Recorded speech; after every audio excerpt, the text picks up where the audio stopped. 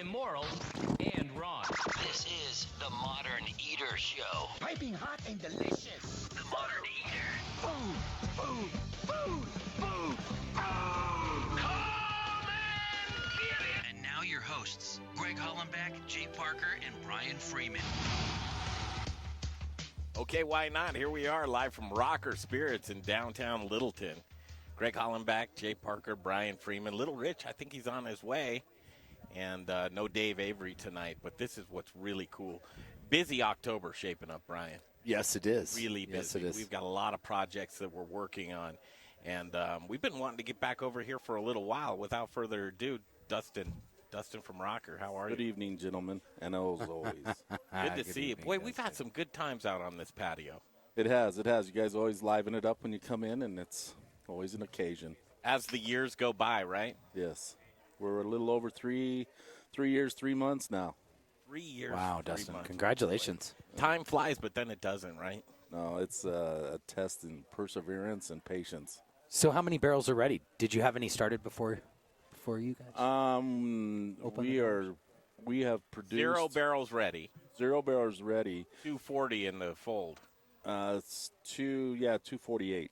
I believe 48. it is. Yeah. Wow, congratulations. Well, So it's got to start coming on here soon for you. yeah, actually, I believe January 8th is the maturity of our first barrel at 3 years.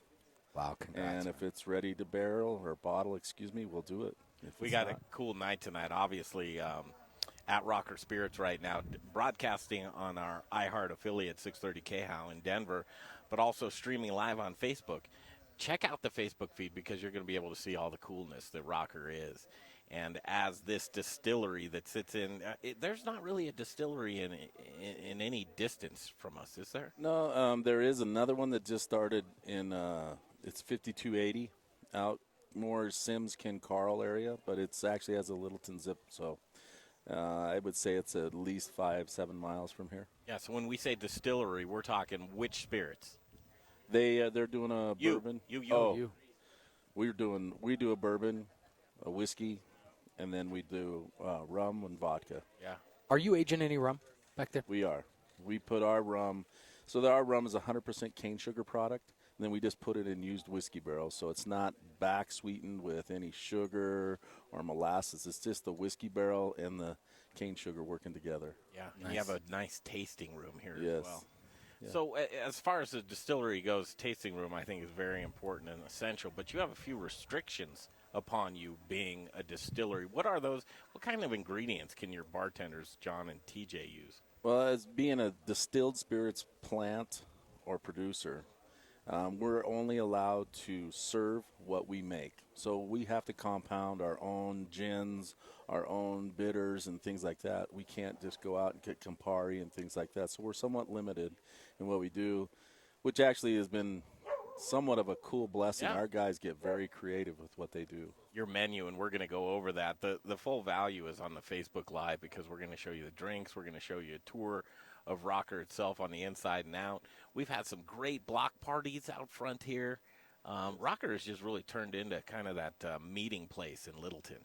It has. I mean, it's been fun. I mean, when I set out to do it, I wanted to create an experience. Come here and see how we make it, see how we barrel age it, how we proof it, how we bottle it, and then sit in a cool space with family and friends and have a great time. And that helps you build that brand. It's funny he says that. You guys, I have had so many friends come down here that, I mean, I tell everyone, but I'll see my Facebook friends that I haven't spoken to in years posting up at your place, Dustin. It's pretty great to see that. I think it's not a secret anymore.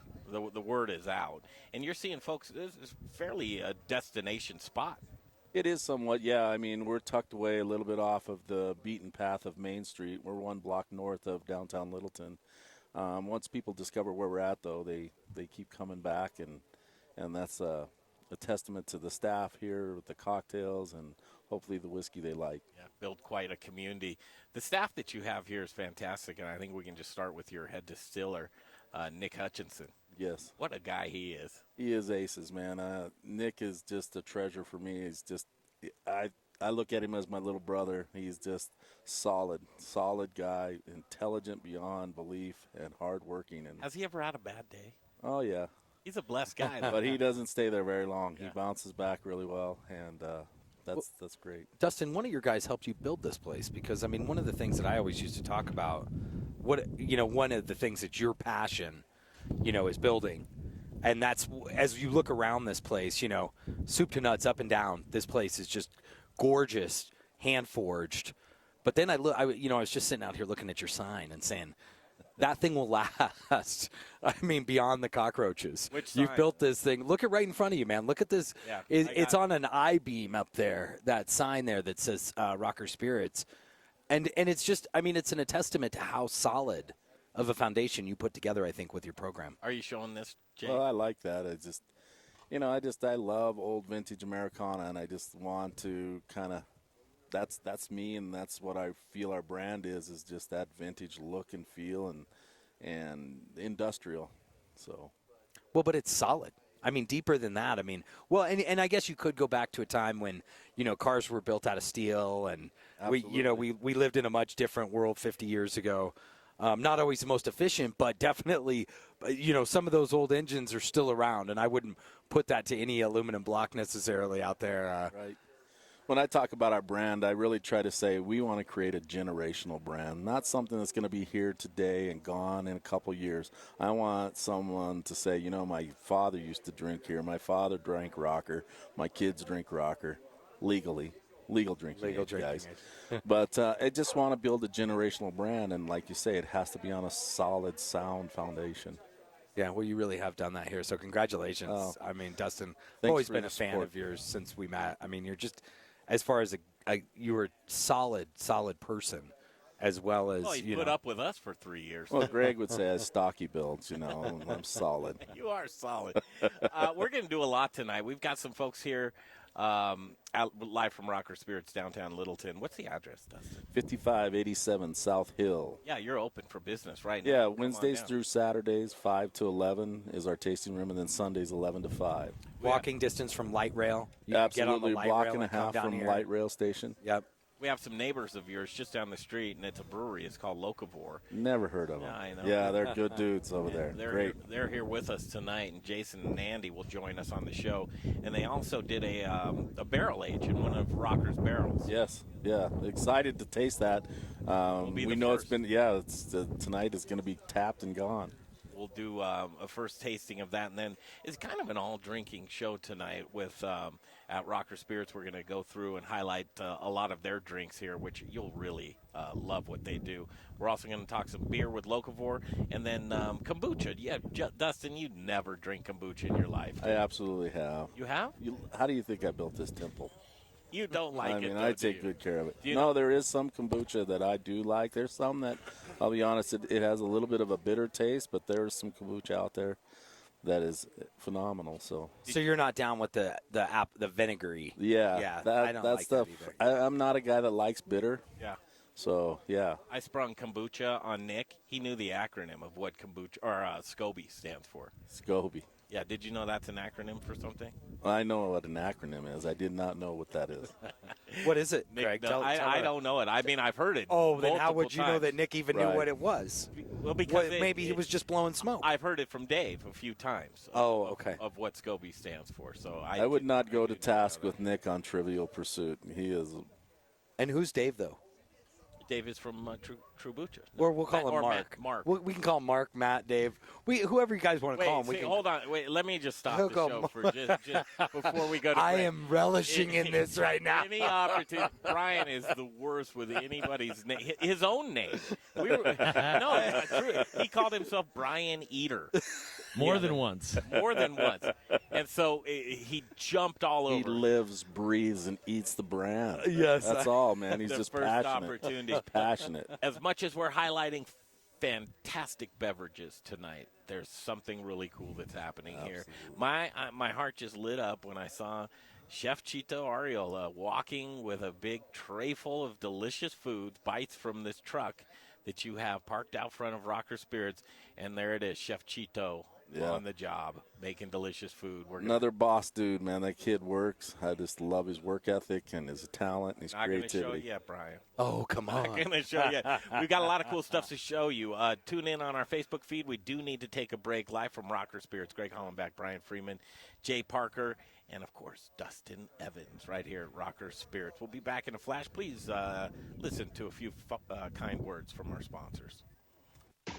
Choose your path. Clear. Cyberland. Don't forget to check us out on Instagram and Facebook for all the fun photos and videos. Just search The Modern Eater or check out the website, themoderneater.com. Jake was in big trouble with the IRS. He owed how much? $92,000. Ouch. The IRS left no room for Jake to breathe. They put a lien on my house, took all the money out of my bank account, took money out of my paychecks. So it was a nightmare. He needed help fast. I figured that all these companies were the same until I called Federal Tax Management. You could just tell they knew what they were talking about. Right then and there, I felt like I had some hope. Stop the liens, levies, and garnishments fast and qualify for one of several special IRS programs that could reduce or even eliminate your tax debt. So, how'd it go for Jake? They did what they said they would do. They came through for me. I ended up saving an unbelievable amount.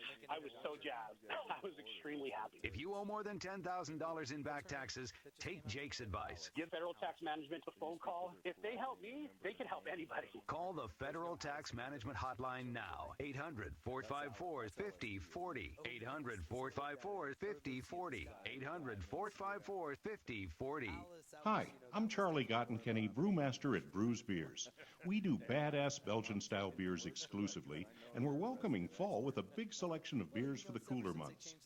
Session-strength beers, clean and refreshing, fruit beers, including our pumpkin pie brown ale, plus sour beers, barrel-aged beers, and all the classics, singles, doubles, triples, quads, and wit beers. Brews Beers is at 67th and Pecos in Midtown. We have food trucks every day, a big spacious patio voted one of Denver's best. It may cost you $20. Be sure to come in during GABF week, October 1st through the 5th, for some special new releases. So I should keep my finger on the dump button is what you're saying? Media, or go to our website, brewsbeers.com. That's Brews Beers, B-R-U-Z, at 1675 West 67th Avenue, just 10 minutes north of downtown. Denver's home for badass Belgian-style beers.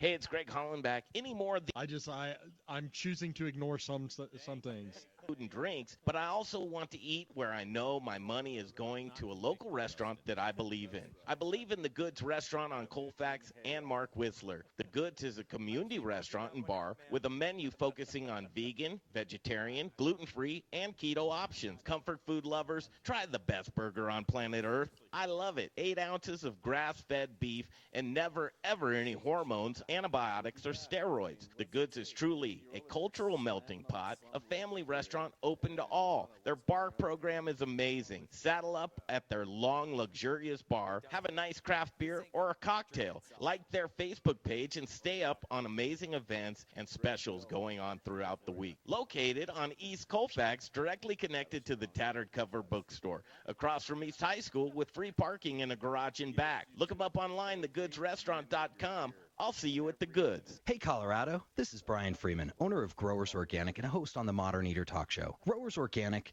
is a Colorado sourcing company who provides Colorado's greatest chefs with the best organic produce. I've been partnering with local and regional farms for the last 20 years, and our returning customers know they can count on us over and over again. Chefs who receive the highest rating on Good Food 100 choose Growers Organic for their organic produce needs because we're experts at bridging the gap between the farm and the table. Join us in the organic revolution and go organic with Growers Organic. Look us up online at growersorganic.com. Wear black and eat spices. Hey, Modern Eater listeners, this is Zach from The Spice Guy, Colorado's favorite spice company. Spice is the variety of life.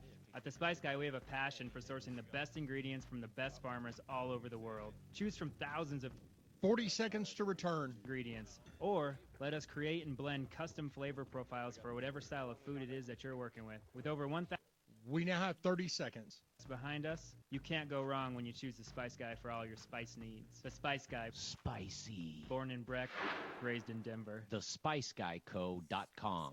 Hi, this is Lori Midson. I'm a food hack, a.k.a. food writer. I was just told that I could put my line, and you're listening to the Modern Eater Show on Here we go. Radio. Okay, back live from Rocker Spirits, downtown Littleton. Dustin Evan joins us here, and we're just chopping it up, catching up all the latest and greatest. And one of the best things here right now is the addition to Chef Chito Arreola. And we were just talking about, first of all, his career. Wow. I mean, that guy has... He's on fire, man. I will tell you. I haven't seen a chef who is, like, pulled into, so many different events, so many different venues, and basically wherever he goes, someone is offering him a job or a spot. He smashes. He just smashes. Yeah. And the reason he's pulled in is his work ethic. First and foremost, his work ethic, and then his talent just takes it from there. Yeah, bar none. Yeah. It's just, and he's just a genuine guy. I mean, I'll tell you, there's just no bones about it. Chito really tries to pull all the local community together. Every time he gets invited into something new, all of his partners know they're going to get an introduction. I mean, everyone around Chito, just because he's such an incredible guy, he just wants all ships to really rise. Yeah, I agree with that. You know, most distilleries don't have the luxury of that, no. to have food in general, and you've gone through some, just trying to some evolutions. Yeah, it's a learning curve, definitely. The food industry is definitely it's a tough industry. I've always heard that, but just finding Chito was just a blessing. Just as John and TJ at the bar and Nick, I am just so fortunate and so just grateful I have people that make us look well. We have a little video here, Jay. I don't know if you can throw this video on here on Facebook. We'll show it, but we'll describe it. It's just Chef Chito plugging away with some new creations, but he put together a poke bowl for us. And this is Chef Chito in action, putting that. And to think, would you have ever thought this would be on your menu here at a distillery? Oh, I'm waiting for sushi next. I'm ready. I mean, you're real. Well, I'll tell you, that poke bowl he gave me, that's basically the closest thing to a big bowl of sushi you're going to eat. Right. I mean, I love that. That was good. Great ingredient. And the response and the reception that his stuff is getting here is just phenomenal. People come in and they are amazed. You got poke? Mm-hmm. They're looking at us. Man, these sliders are unbelievable. The food, just the flavor and the simplicity, but the delivery of it and execution is awesome. Look at how delicious that is. Now, Brian, you had a chance to sample that. It was tasty. The fish was super right there? fresh. I'm not sure if that is teriyaki or not. I know it had a little chili spice in it. With it was really good. But hey, I would go back to this thing. We were doing a show the other night about a food hall, Dustin, and one of the things that they said is there's 3 main ingredients: burgers, tacos, pizza, and pizza. But everybody knows that. Well, but the reality is what's so cool is Chito's got 2 of them nailed here. Yes. I mean, he's got the burgers and the tacos, nailed. And then he's got those little pupusas, or what is he calling those things? Bao buns? The bao Well, buns? no, the ones that were stuffed almost like a pierogi or something like that. I mean, it was... Yeah. He did a corn one with sour cream and jalapenos. Look at that final product. Wow. Yeah. Good stuff. What's that cost? Do you know? Most all of his stuff is right in the $5 to $7 range. I mean, the price point couldn't be better, and the quality of the food. Probably too low. I mean, not to give away a secret where to get some great food for inexpensive. Yes. I mean, all of these bites. Look at those nachos, and you've got there's Paulo putting together, and the black magic from the Spice Guy who was on the that? burgers. Who was that? Paulo? Yeah, all right. He's going 2 for 2 tonight? Wow. Paula, Paula. I'm just, Paula. Yeah. You didn't say that? It's like kombucha, You said Pablo like Escobar. Brian Eater. Brian Eater. Brian Eater here. That's the good food, though, right there. So you get delicious drinks and spirits. Yeah. And, I mean, it was just like, if I'm going to go to a place like Sushi Dinner or a place for steak, I'm going there for that. And then I'm going to have a cocktail. People come here for a cocktail, and then they have food. Oh, that's a secondary thing. But now the food is kind of starting to run neck and neck with it because they know they can get a good quality product in food and drink here. Show this picture of the distillery. Isn't that beautiful? Those all my children sleeping there. And you look at it, and at first blush, you just have a row of barrels there. But that goes, 6 aisles deep? 5, yeah, 6 6 aisles? deep. 6 deep. Yeah. So wait, I see something in there again. You've got the rum barrels. How long will you age those? I didn't get to that before, Dustin. Minimum aging. What we want to do here is 3 years on everything minimum. If we can. Really? Okay. Yeah. except for some of the specialty stuff, if you look at the top above the rum barrel, just the corner of it. That is our bourbon that we put in the wine barrels. So that's the port finish. So that'll be 6 to 9 months. But that's a finishing. It's already a 3-year-old product, and then we put it in for a finishing in there. For just 6 to 9 months, you say? Yeah. In the finished product. Okay. So about where you see that rum barrel on the left, about 6 rows back, that's where you'll find barrel number 1. Yes, sir. Just waiting. Yes. And we had an opportunity to get a little teeny nip of it. I don't know, maybe a year back or something. I thought it was perfect then. Drank like a scotch to me. But no, continue on. We were talking to Nick as he was moving some barrels around. And said, Nick, when's the due date? When's it ready? I thought you would have that dialed in, Dustin. Like, it's on your calendar. You've got an alarm set for it on your iPhone or your Blueberry or whatever BlackBerry. Really, a Blueberry? A Blueberry, yeah. Mr. Umpalumpa over there. But what, February 7th? That's Baruca. Well, yeah, in the way that Nick talks about it, and I give them the autonomy, just like our bar staff. Nick says when it's ready, and it's going to be taste, and it's going to be driven by that palate and that reproducibility. Sure, if we just want to draw a line in the sand, as soon as we cross that finish line, we can bottle it. It might not be a great product if it doesn't taste right. We want it to represent that flavor profile that we can consistently produce. See, that's where I get confused a little bit. I think it's so subjective, really. It is, isn't it? I agree. And I guess you have to go with Nick's taste. You have to. Well, Nick is not the only one. There's 3 or 4 of us are back there. John, myself, Nick, and we taste through those barrels, and we just give them just simple things: spice, oak, caramel, and heat. And those are the things. And if we can take those and just make those markers, and every time our palates are tasting that same thing, we should have a pretty tight consistency. But it's called craft distilling because not every barrel, every batch is going to be the same. Jim Beam, Jack Daniels, they're blending hundreds, if not thousands of barrels at a time. So the ability to keep a consistent flavor profile is much easier for them than it is us. Dustin, what can you do? Oh, sorry. No, Greg. go ahead. What can you do this late in the game if there's something that you don't like, is it just wait it out? Is there anything that you could do different, adding air, like you said, you can't add caramel, but could you add a stave? Is there anything that you could do this late in the game to really change the flavor or fix it if you didn't like it? That'd be a better question for Nick to answer completely. But what I understand is it's just time. It's just time, because if we start putting staves in, how do we gauge which barrel gets a stave, which one doesn't? We want those barrels to produce as they will. Sometimes they just need to be blended in and balanced with another barrel that is a little spicy. This one's a little bit more caramel. This one's oak. Okay. And that's where that blending of Nick's palate and everything gives us that consistent flavor profile. So straight barrels, are you going to sell any straight barrels to someone who's, are you going to let some people come in and say, hey, this is mine, I like this flavor? Absolutely. We have some barrel programs that some of the liquor stores are wanting to have a single barrel that all the product coming out of that barrel goes to that store. And then we will do some single barrel stuff just in-house too that will only be to the public, and it'll be a special release. And then we'll let some of them go into 4 years so we can do some bond and bottled. What would a range cost? If I came in here and said, hey, Dustin, I want one of those barrels, what's the range of pricing that you're looking at? There's barrel programs all over town that people are doing, and they're anywhere. Some people are paying $10,000. 75 to $10,000. I've heard some people doing that.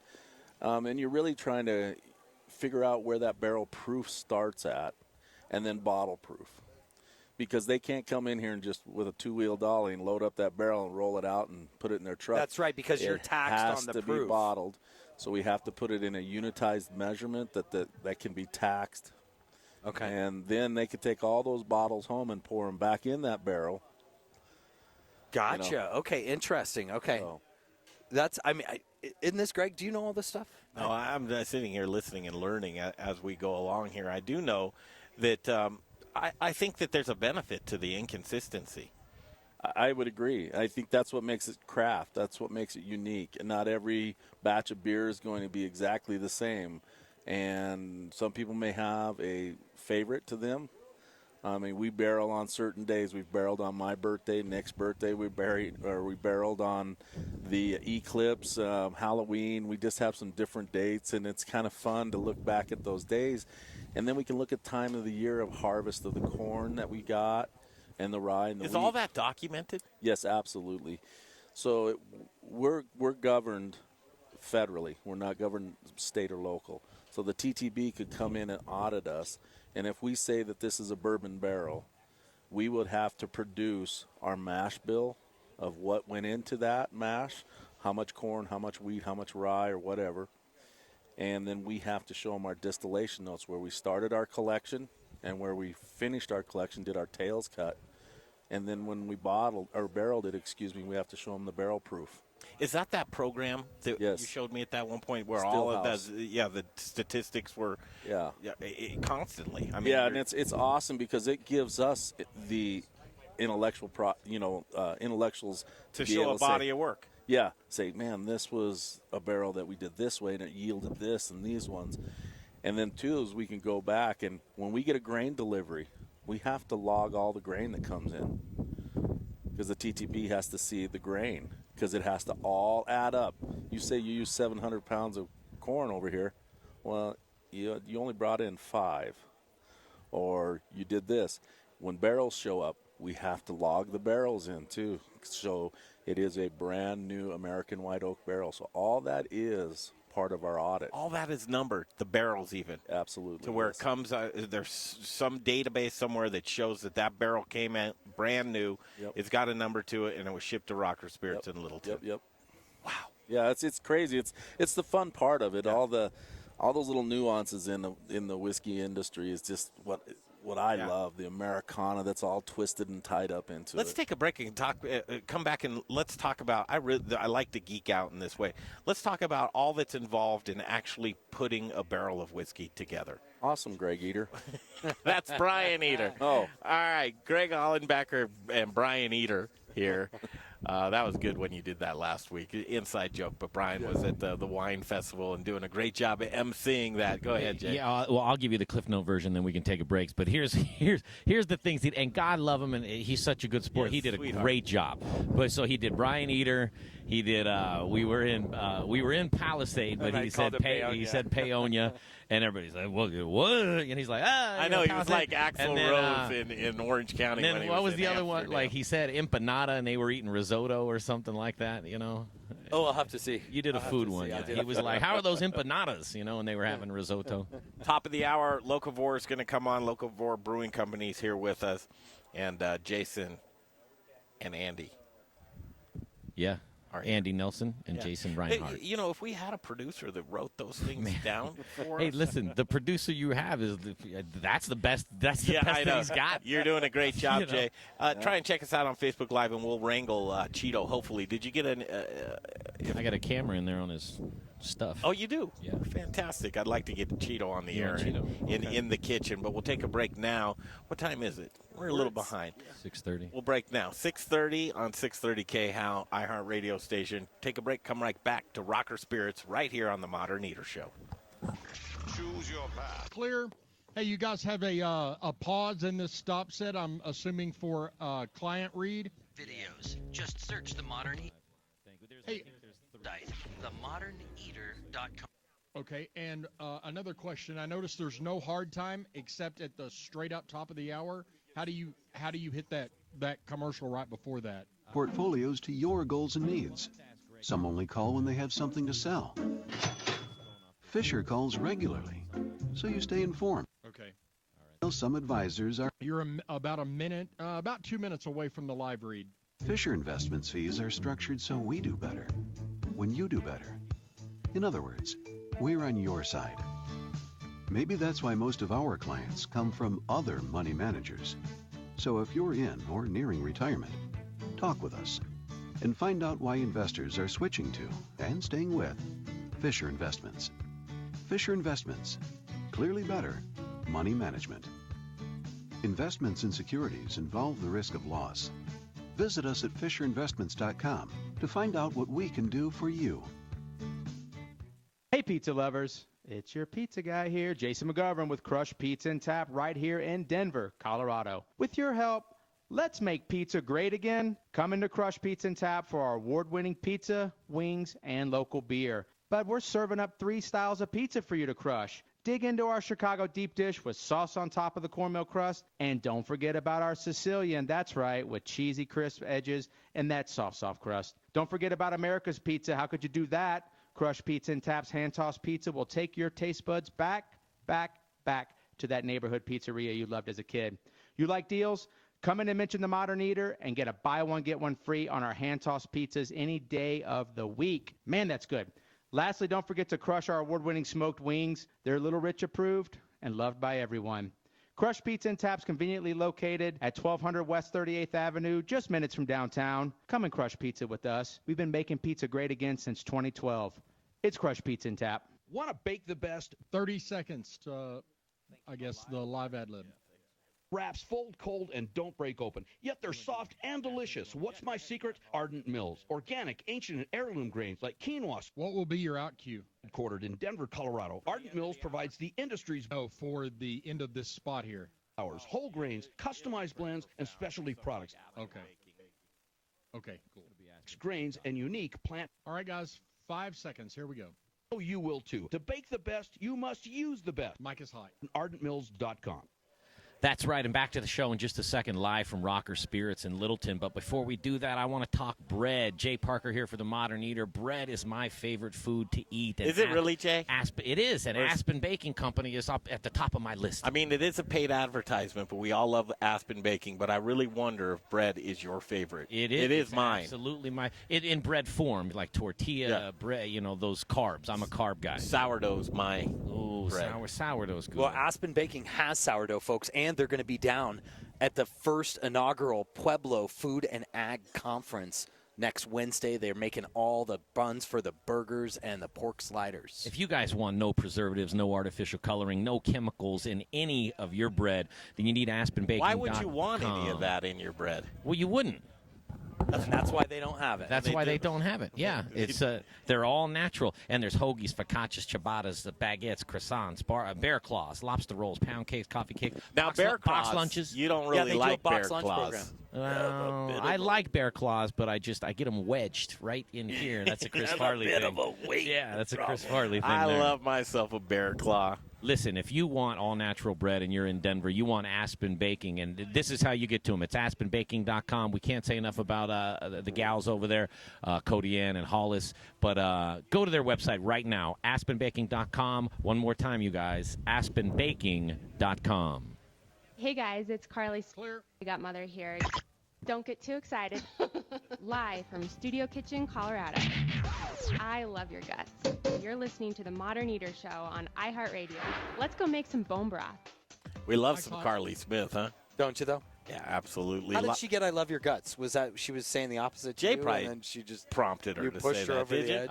I just cut up. I had her talking about a bunch of different stuff, and then I just go in and cut out, funny things. I try to make people laugh and say something bizarre, knowing that I'm going to cut up part of it and use that in a liner. Did a great job, Jay. Brilliant. Back to Rocker Spirits in downtown Littleton. Dustin, that was good. Yeah. Huh? Yeah. I mean, good. Nobody would say that about your whiskey. Brilliant, man. Brilliant whiskey. Oh, thanks. There's a lot that goes into making whiskey, though, right? I mean, there is. I mean, it's, like I say, it's a game of perseverance and patience. What got you into the business? Just more money than you knew what to do with, or time on your hands? You don't like to sleep? Yeah, I like that. Look anxiety. I love anxiety. I love the ride of the train of anxiety. No, it's just I've drank whiskey since I was a kid, and I just always loved it. I'm not as big a beer fan as that, and I've always loved spirits. And then the idea was posed to me, and I was like, I don't know if this is what I really want to spend the next 10 years of my life doing. But I began to research the industry. And what I fell in love was the people. The people in this are badass. They're maverick, entrepreneurial, spirited people. And then the history behind the whiskey and bourbon. It is such an American staple, and the history and all that. I love that. I love the Americana. I've said this so many times. It's just... Well, back to the people, though. That, to me, is like partnerships. Absolutely. Because you really have to have quite a few partnerships, because to make a distilled spirit, and in particular what you're making, Doesn't come. You can't do it by yourself. No, it's a community. It is basic community. You know, people are like ingredients, right? Yeah, and those relationships prop you up through the years. You lean on them, they lean on you. But that's the way I grew up, small town community, and so like all our corn, our wheat, and our rye comes from Colorado. Let's go. Can we do distilling A to Z? You start off, you say, okay, here we are, Rocker Spirits, we're going to open. Obviously, you've got to put in equipment. What do you put in? Well, first you really got to decide what you're going to be. We've been consulting with 5 or 6 different groups here in the last 6 months, and the first question I tell them, what do you want to be? What's your why? What is your why? That's exactly right. Are you going to be, do you want to do distribution? Are you just going to be a small group? Because you want to size your equipment accordingly, because you want to be a 1-to-1 ratio. So if you're going to do a mash, we have a 600-gallon mash. You want to have fermenters that you do 1 mash, 1 ferment, 1 distillation for efficiencies of utilities, time, and effort. So you really want to sit down and break that down and understand what you're going to do. If you're going to just, like one group out of New Mexico, they just want to supply enough spirits for their tap house because they're a microbrewer and a microdistillery. So they just want to do it for their patrons. They don't want to look at distribution. Let me ask you something in that.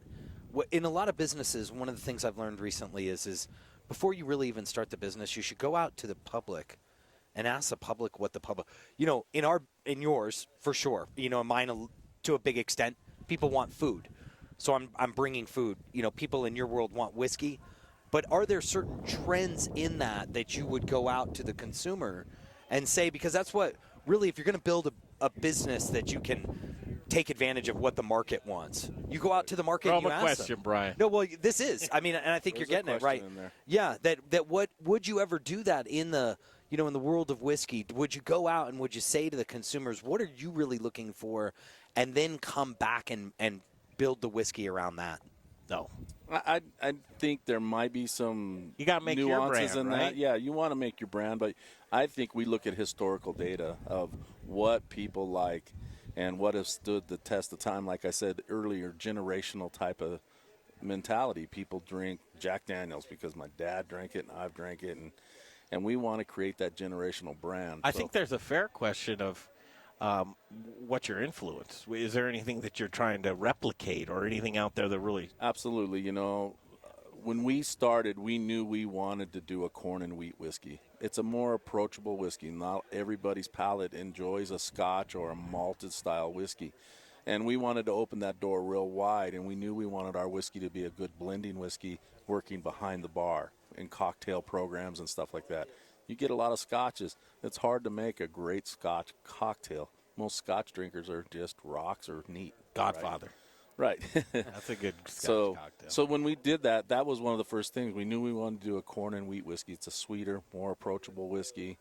And we went out and tasted a bunch of that stuff and tried to narrow down that mash bill, if you will. Then it's time to say, okay, what are we going to be? Are we going to be just a hobbyist, or are we going to try to go to distribution? And we landed a little bit in the middle. If I had the knowledge I had now, when I made that decision, I would go as big as I could. If I had, really, I would, because if we have a 300-gallon still, if we had a 1,500-gallon still, the time and effort per day would be about $2 more or 2 more hours per day, and we would yield 3 to 5 times the month. Yeah, and when you start out, that's key because of the lag of the waiting period. If we could start pounding away 30, 40 barrels a week at the end of a year. Ooh, look at what John's bringing. Yes, a little good. Goodness. Yeah. So if we were able to pound away 300 barrels in the first year, in 3 years, we're going to have 300 mature barrels. That's the game that is the toughest part about this is if you do and you are successful in distribution, can you keep up with demand? Yeah. And scaling. Are you emptying the pond faster than you're filling it? And that's the really... So 2 minutes on, and just dust in time. 2 minutes on, now you know what you want to do. You got to go get your ingredients. Where do you start looking from? What are the things that you use and tried and true for you and Rocker? And then how do you actually get it in the barrel, and when do you know when you want to yank it? Yeah, so when we first started out, like I said, we knew we wanted to do a corn and wheat whiskey, and that was influenced by Nick. Nick is the guy I turned to. You are the savant in this. Let's step off this block. And I knew what I like, and we had a similar palate and a similar desire to do that. So we figured out there's two ways you can go about this. You can have a big pot of money and spend 4 years spend $10 million just distilling and wait to 4 years to bottle. Or you can go out and try to source some stuff that is similar in what you're trying to build in mash and profile. And that's what we decided to do. We found a very good corn and wheat whiskey that was being made by a small micro distiller like us. And we were able to build a relationship where we could purchase barrels from him that were 4 years old. That's how we launched. When we started producing ours, we started to try to break that down and produce something very similar. 70% corn, 30% wheat, a little bit of malted barley to start the saccharification process, and that's our mash for our bourbon. So then, got to go out and step off. Before you can even file your paperwork to become a distillery, you have to have a 50% deposit on a still. You have to have an address and a location. Your application will not even be processed until you have that serial number. So immediately, and that doesn't even guarantee approval. That's true. Holy cow! And then we have to go through approval, background check through the FBI, and all that. And surprisingly, Brian, I made it. They must have missed something. But that no, house of yours in Montana, they never right. found that cabin. Yeah, eh? That's right. But then so it's a barrier to entry. They're not going to let you just say, well, maybe I'm going to do this, and it's kind of something, a spur of the moment. No, you have to be vested, because that still is, a $250,000 investment, your equipment. Wow. And you have to have that. So now we get approved. We start distilling. And we went through the evolution of learning what products. We started getting some stuff from BSG, who's a big national brand that supplies a lot of product and grains and stuff to everybody. And then we stumbled across a family farm here in Colorado. It's a 112-year-old family farm that started to produce corn and wheat for distilling here. Wait, I think I know those girls. Yeah, they're not hard to look at, and they're great people. And they're called the Whiskey Sisters. And so we started getting all our corn and wheat from them. Conversely, what we were getting out of some of the other stuff that we were getting out of Indiana, Iowa, Minnesota, what the unit of measure of sugar is, it's bricks. The higher the brick you get out of your mash, the more potential alcohol you can make. With the stuff we were getting from all those other places, we were getting... So I know something about that. What's your bricks level on well, what we were getting out of Minnesota, Indiana, and Iowa was about 10 to 12 bricks. Okay. What we're getting out of the Whiskey Sisters, 17 to 19 bricks. Wow. That's not just a positive corporate spin. That's real dollars. So we're putting down about 12 more gallons of product per mash by getting our stuff right here. Now, that's real stuff right there. Yeah. Now, what is this? What is this right here that we're drinking? Or it's all over Greg's face. I know. That's a good look He's for got you, a big by the way, milk Greg. mustache. Yes, it is. Gosh, he usually has that, but it's late night. What's going on with this? What is this flavor right here, Dust? That is a cocktail that John came up with. It's called the Beast of Burden. And it's our vodka, beet juice, some botanical gin. It's a beautiful cocktail. Wow. Then it's got a ginger, sour ginger float on top with some paprika. That is easy to drink. That could get you in trouble. It's got a few people in trouble. Stuff right there. Let's finish up that conversation, but we have to break to Chef Chito. We'll do a quick commercial break. Come back. Chef Chito is actually with us right now, so we want to hurry up and get back to him. We're live at Rocker Spirits right now.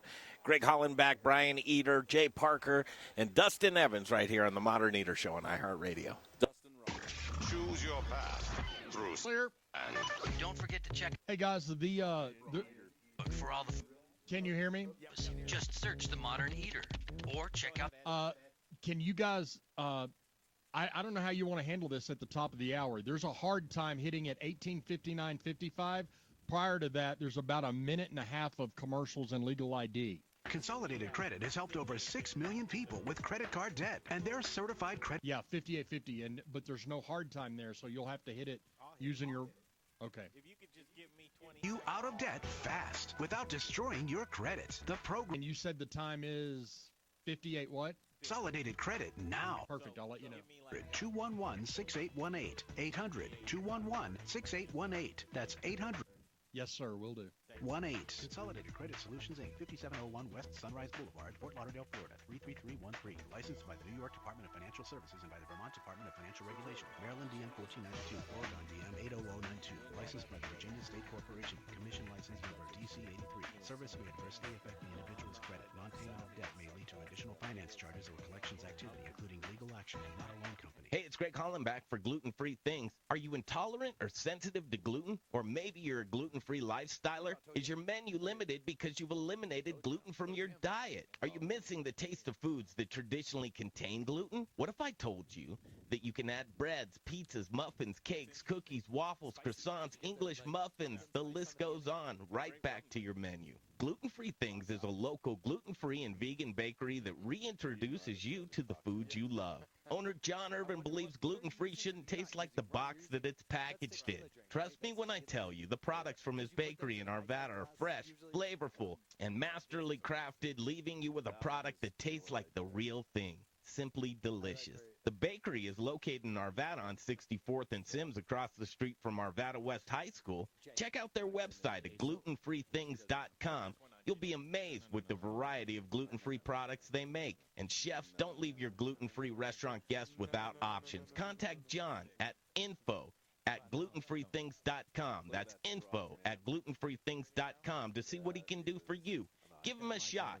11651 West 64th Avenue in Arvada. It's Gluten-Free Things. Hey, chef friends, it's Little Rich here from Raquelitas Tortillas. Raquelitas, known for hyper-local, innovative, and healthy tortillas and chips, served by Colorado's top chefs, and that's why we only use Colorado Mills sunflower oil. If you, too, want to serve the healthiest, most vibrant-tasting foods, you must use Colorado Mills. Colorado Mills is hyper-local, Colorado-grown, cold-pressed in Lamar, Colorado. Whether you bake, fry, or saute, get your Colorado Mills today. Available through Shamrock, Growers Organic, and Dawn Foods. For the best oil in the business, use Colorado Mills. Hey, it's Chef Elon Wenzel, owner of Element Knife Company. If you cook, then you'll know the importance of a quality knife and proper care. My training in Japan exposed me to exceptional cutlery. That's why I am so excited to offer you the knives I fell in love with. Element Knife Company is chef-driven, and my goal is to support and educate. Get at me for a knife clinic or conversation. Find me at elementknife.com or by simply calling 303-460-4628. For the best knives in your kitchen, think Element Knife Company. Listen up, barbecue lovers. Greg Hollenbach here for Proud Souls Barbecue and Provisions.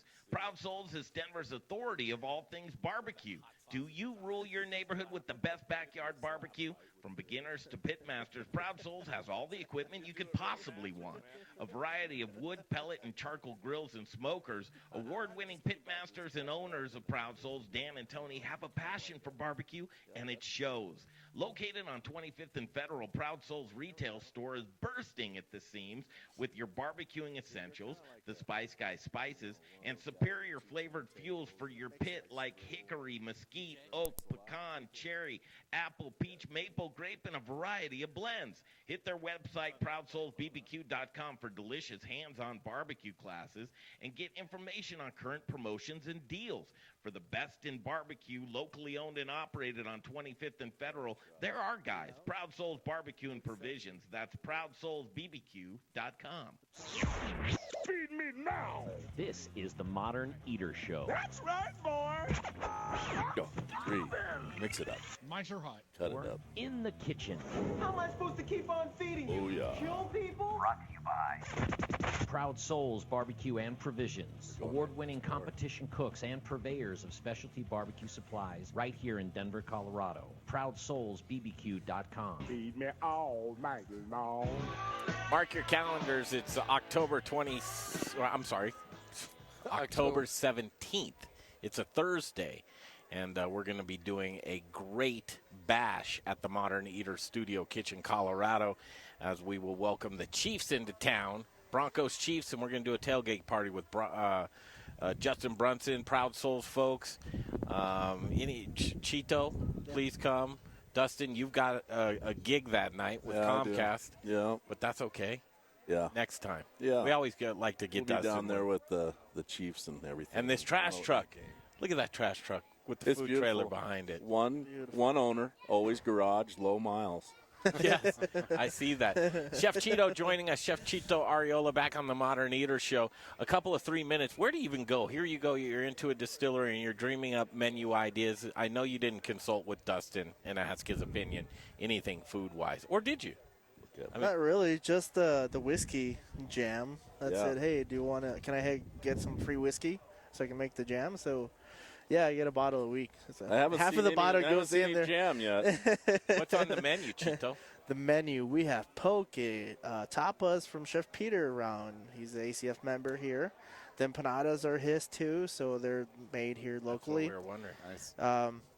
We got Nashville chicken. We got some sliders, some tacos. We started getting some tacos, which I'll bring one of our taco sampler platter, and you'll see it. It's so cool. So yeah, that's just experience, and just wanted to have some fun and something good for the whiskey that he's making here. The crowd here, everybody's like super cool, and they're not like old that they just want cheap food, and which is pretty cheap too. Wow, cheap. I mean, like there's some places you can't really serve this type of food. So this is more open-minded customers that he's got here. So. Chef Chito says if you're old and want cheap food, don't come to Rocker Spirits because it's not the place for you. Go to dinner with Greg on Sunday. That's right. Or after the show. Chito, truly, and here, Brian, we joke a lot, but in a little bit of seriousness, as we've grown throughout the year with years with the Modern Eater, that the network of folks, the great chefs and brewers, distillers, and this whole family that we've created, to see these introductions of guys that look like they've known each other for years and years and years, it just warms my heart to see you two clicking along just fine. It's pretty awesome, dude. Thank you for the whole connection. Because of you guys, I met Dustin, and now we're BFFs. You would have found him. Oh, you're BFFs. I didn't know that. I didn't look at my Facebook page.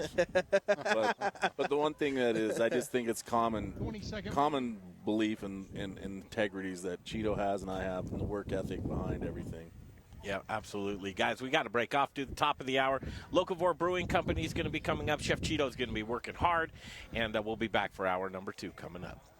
Awesome. All money managers might clear. But while some I'm here. It's cookie cutter. About 5 seconds, but I paused for 2. That's all right. I'll put a little pause in between this and the legal. We'll be good. Have something to sell. Fisher calls. Yeah, I'll take care of it. We've got about 5 minutes before we get back into the show. Whether you do well or not. 6 minutes. Management fees are structured so we do better. When you do better. In other words, we're on your side. Maybe that's why most of our clients come from other money managers. So if you're in or nearing retirement, talk with us and find out why investors are switching to and staying with Fisher Investments. Fisher Investments, clearly better money management. Investments in securities involve the risk of loss. Visit us at FisherInvestments.com to find out what we can do for you. KRFX HD2 Denver. This is Denver's talk station with Ross Kaminsky in the morning and Dan Kaplis in the afternoon. 630 KHOW Denver.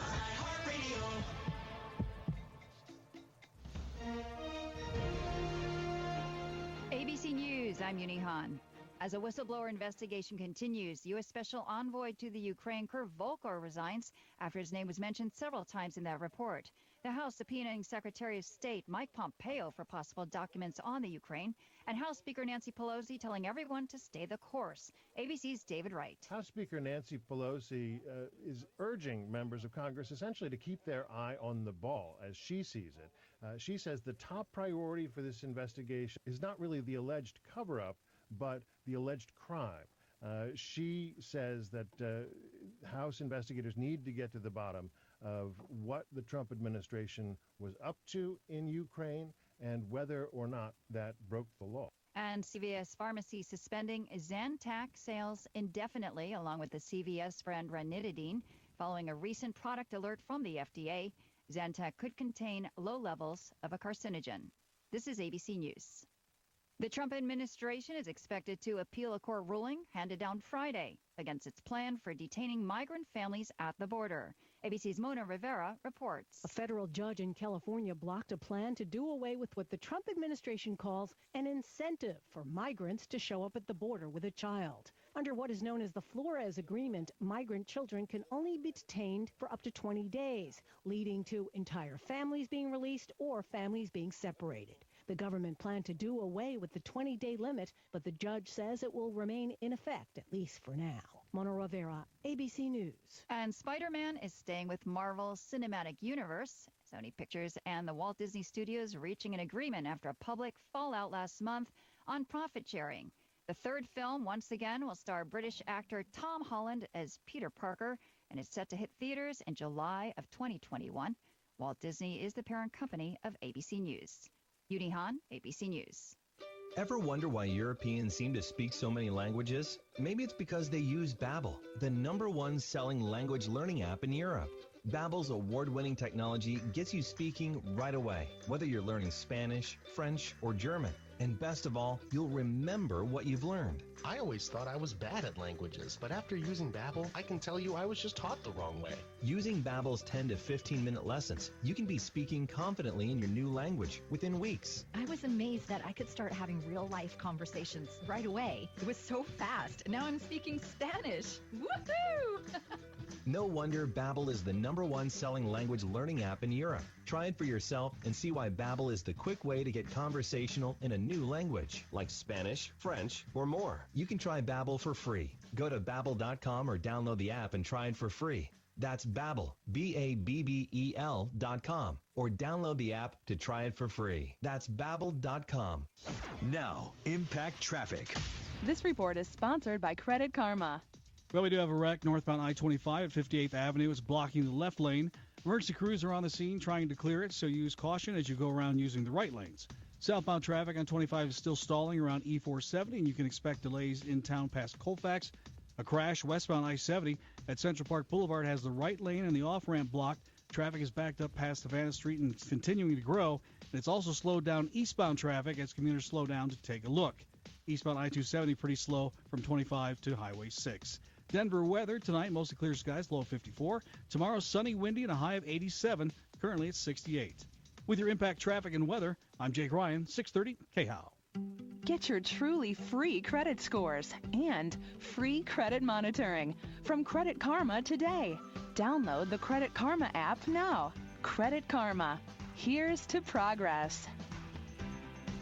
How is it that apps can help you with everything? Your steps, your sleeping patterns, the traffic, but you pay for car insurance that's based on, well, who knows what, the way everyone else drives? The insurance company's whim? Well, that's what Nobler Insurance is here to fix. Car insurance with personalized monthly rates and rewards based on how much and how well you drive. No mysterious rates or mumbo-jumbo from an insurance agent that you're pretty sure is taking advantage of you. The Nobler app can measure things like how hard you brake and whether you're texting and driving. I know, you'd never do that. To things like daily mileage, to time of day, and even road choice. Do you head out on the highway or take the old town road? The bottom line, Nobler bases your personal monthly rates and rewards on how you drive, not everyone else, which means good drivers can save a lot of money. Nobler is simply smart insurance for smart drivers. So get your quote at Nobler.com. That's Nobler.com. Individual savings may vary. Must meet eligibility requirements to bind a policy. Welcome to Zip Hole USA, Facts or Fame Edition. Some in the press are struggling for credibility, but how much is by their own doing? For the latest opinions direct from the Zip app, here's Christina Staffo. White House Press Secretary Stephanie Grisham said earlier this week that she has no plans on bringing back the daily White House press briefings, saying some reporters use them as theater. They're writing books now. I mean, they're all getting famous off of this presidency. Do you agree that some reporters are more interested in grandstanding and getting famous rather than getting the story right? At 78%, most Zip pollers agree with Stephanie and say reporters grandstand, but 21% say no, they simply are doing their job.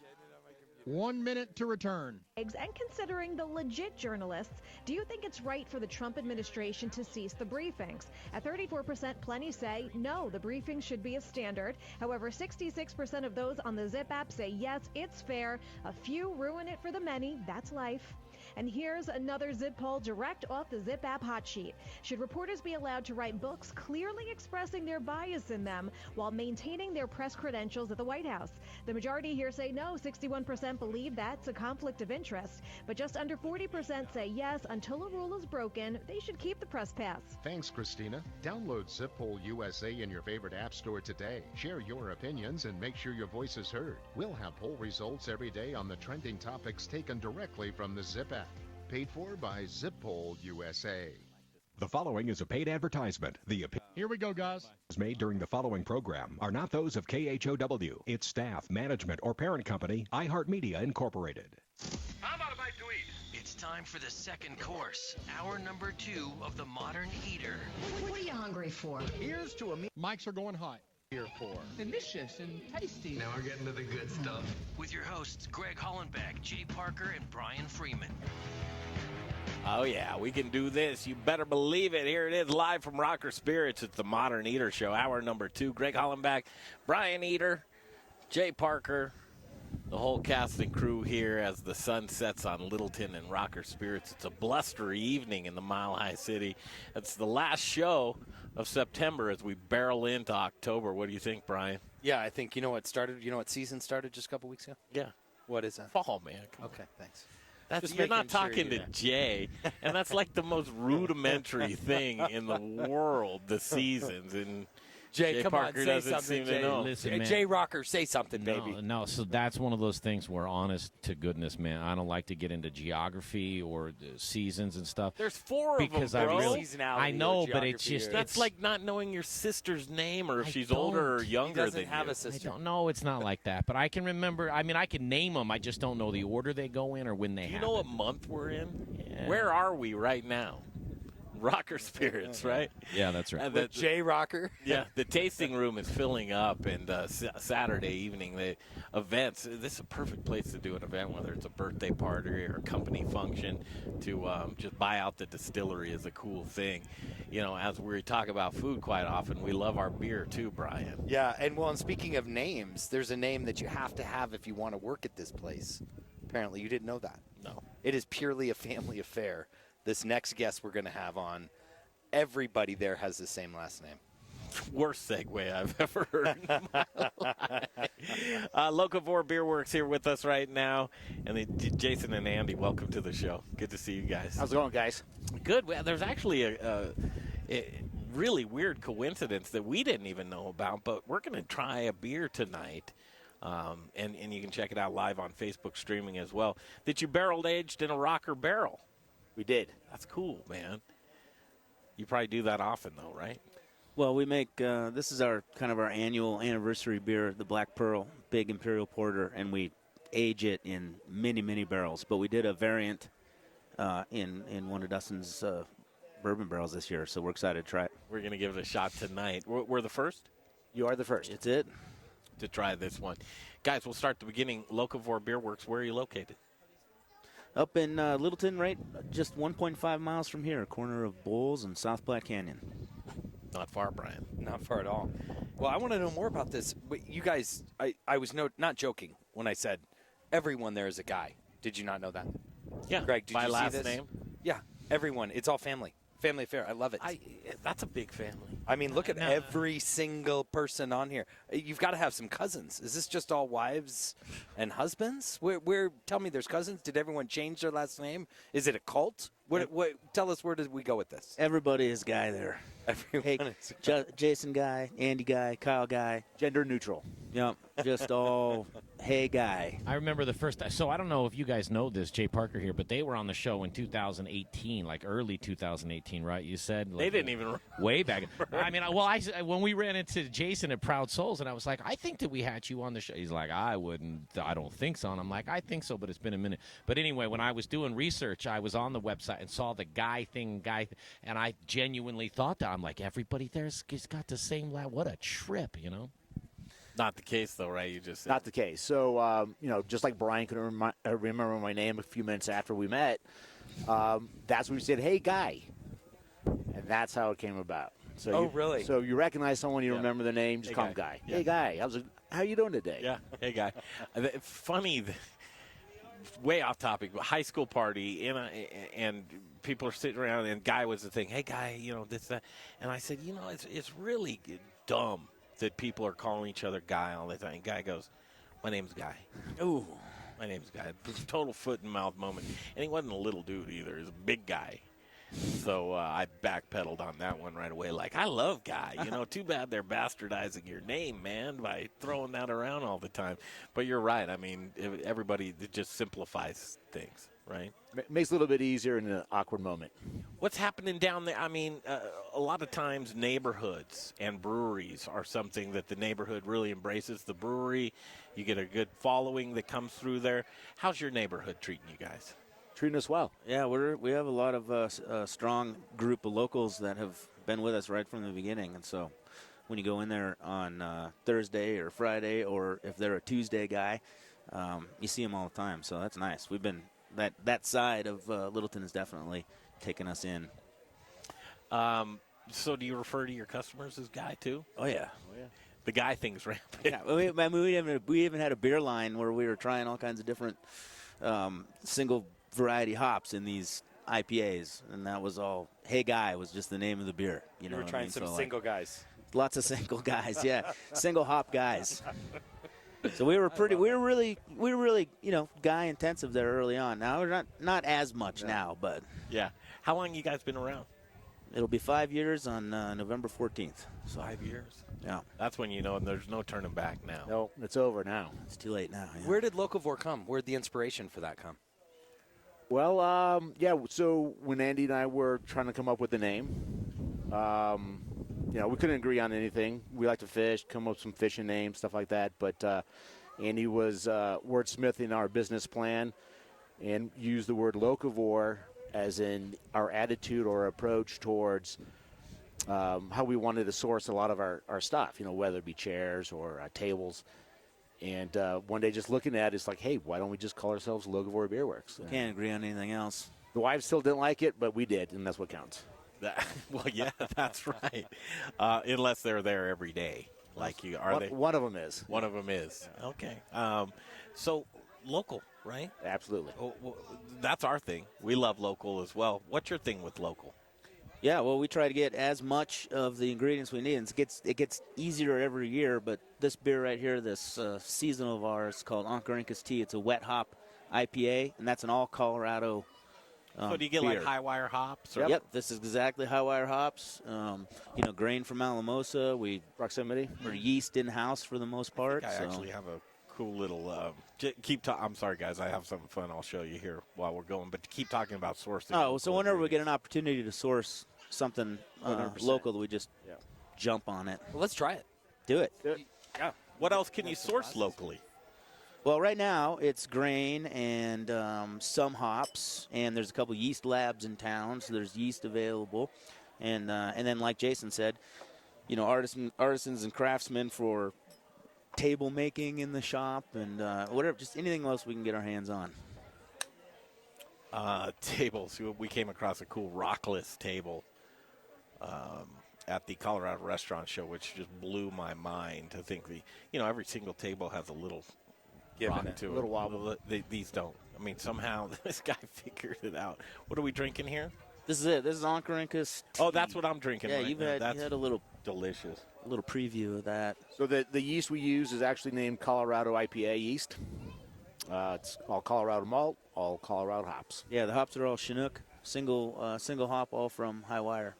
From the brewer notes, what would you say? What are your brewer notes here on this? Well, this is a kind of so before we got I wouldn't say off the rails, but if you remember a few years ago with West Coast IPAs, there was a kind of an arms race, right, to see who could put the most foliage in a otherwise clear West Coast IPA to see if they could actually melt your face off. And then maybe 2 years ago, we stopped that and went to a lot of the hazies, right, which are more about the flavor of the hops but not the bitterness. This Onkarinkus kind of persisted the whole time. It's a West Coast IPA, but more in the English style, so it's a little bit more malty. And the hops, the Chinooks have a little bit of that citrus component, but would be more on the piney side. And just this time of year, it used to be a flagship, but now we brew it once a year with the wet hops. And it's just dank. That's how we describe it. Nice, yeah. Dank with a little malt backbone. Yeah. How many beers are you guys brewing? We have 20 on tap at any time. Woo. But we have way more that either A, haven't made it to the tap room yet, just waiting for their turn.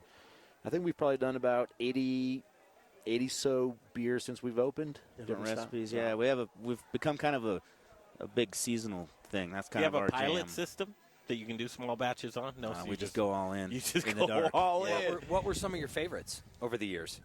Over the years, well, these, right, the ones that we bring back every year now, like our Jolly Farmer, the watermelon wheat that we bring back about the 4th of July every year.